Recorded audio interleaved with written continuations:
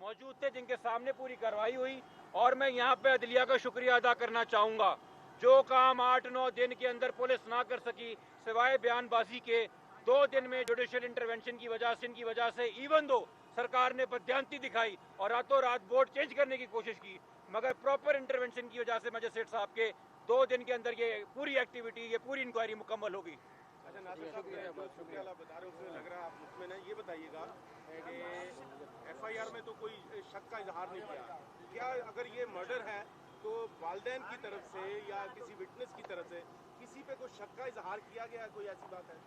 पहले ये सामने आ जाए कि मर्डर, देखिए बॉडी जो है ना, कुछ ऑफेंसेस ऐसे होते हैं कि आपको सामने मारने वाले का डीएनए मिल जाता है आपकी बॉडी के ऊपर, मगर सारे ऑफेंसेस में सिर्फ ये बताती है मेडिकल रिपोर्ट कि ये सेल्फ इन्फ्लिक्टेड हार्म है, इसने खुद अपने आप को मारा या इसके ऊपर किसी ने तशद्दुद किया।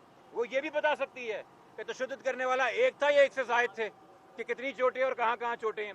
तो इन सवालों का जवाब इंशाल्लाह आज शाम 6 बजे तक हम उम्मीद कर रहे हैं हमारे पास आ जाएगा कि ये सेल्फ इन्फ्लिक्टेड है या इसका मर्डर किया गया, और ये मर्डर का अगर था तो कितना बेईमाना था और इसमें कम से कम कितने लोग शामिल होंगे।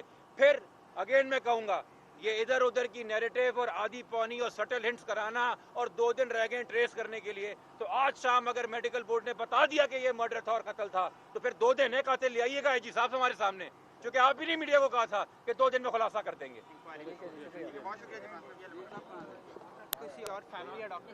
रज़ा के वालिद के वकील जिब्रान नासिर की जानिब से मीडिया से गुफ्तगू की जा रही थी, वो काफ़ी पुरुमीद नजर आ रहे थे। उनकी जानिब से कहा गया कि शाम 6 बजे तक तमाम हक़ाइक़ सामने आ जाएंगे। मकरूज थे शायद इस वजह से। अच्छा, आपको किसी पे शक, कोई आपके बेटे की कोई दुश्मनी, किसी के साथ कोई झगड़ा? नहीं, कोई झगड़ा और कोई दुश्मनी, किसी पे शक आपको? अभी कुछ 6 बजे।